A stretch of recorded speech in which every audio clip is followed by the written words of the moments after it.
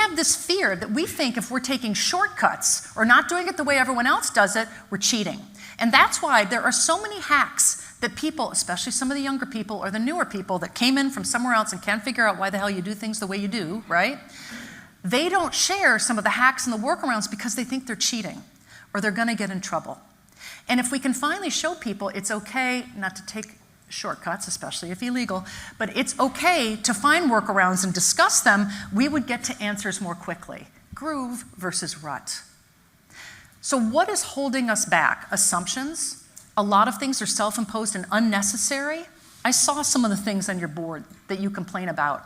Those weren't rules. Those were not traits that are things that are regulated by the SEC. Those are human traits that we want and don't have right now. So the complexity trap is what I want you to think about, and then we're going to show you how to get over that trap. So here's the deal, and tell me if you think this is something you experience with yourself or other leaders, okay?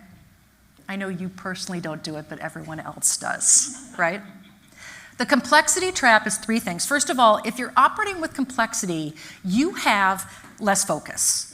Right? Remember the logo slides? They're ramping up ahead of you because you've got so many other things to do. You're spinning the plates every day. And the reason for that is it's kind of a corporate institutional thing, meaning we value more, volume. We reward people for more, not less. We say that we reward for value, right? We want everyone to do valuable work. I say that, but then I give my team 20 things to do, and they're like, okay, hypocrite. So we actually give people that run more geos, bigger teams, bigger P&Ls, more products, et cetera. They're the ones that get the raises, not the people that are doing less. So how do we actually build in stopping things and rewarding people for eradicating things to focus on value? That's one. The second thing is if you're operating with complexity, you've got less agility, right? And my joke right now coming out of COVID is I am really tired of being agile and pivoting, right? Everyone is pivoting the hell out of everything right now. A lot of pivoting going on. I want to hit people that are pivoting all the time. Constantly pivoting.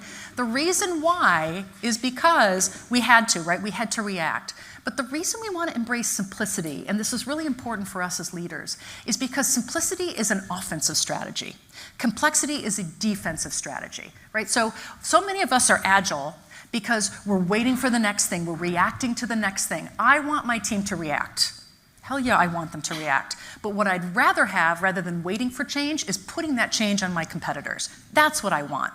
And so they can't do that if they're operating with complexity. Simplicity gives them the space and the time and the focus to not be on their heels but on their toes. Right? So it's an offensive strategy. You can be more agile, less internal, more external. And then the final one, and this is really for you, and this is about thinking.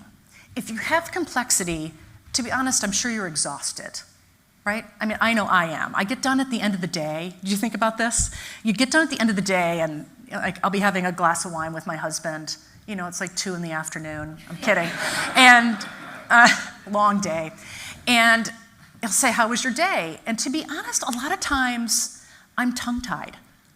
Like, I know I did a lot, and I'm tired, but oh my God, it happens. Because we're really not focused on valuable things. We're really executing our calendars, right? That's that spending time versus investing time. And investing time is being with clients, being externally focused, meeting with partners, doing strategic thinking, brainstorming, that kind of focused, deep work. How many people wish they had more time for thinking and deep work?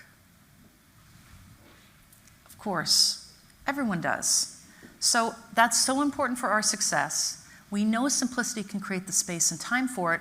Why can't we do it?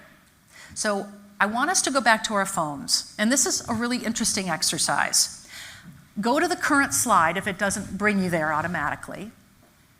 And I'd love you to tell me, when and where do you do your very best thinking? First thing that pops in your head is usually the right answer. It's a gut thing. Best thinking. Mine is in the morning. I'm a writer, so I like to write in quiet with coffee. It's also on airplanes.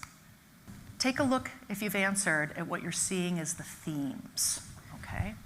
What are our themes? Okay. I do laugh about this. You know, before COVID, truthfully, no one said shower. It was not a big one. It was a small one. It wasn't a big one. So I can't figure out if, like, now everyone's showering or if no one took a shower before COVID. Like, gotta get to work, no showers were happening. Lot of shower. That's usually the number one answer now. I think it's because we do have more time for that. Meaning, like, less commuting. Let's see.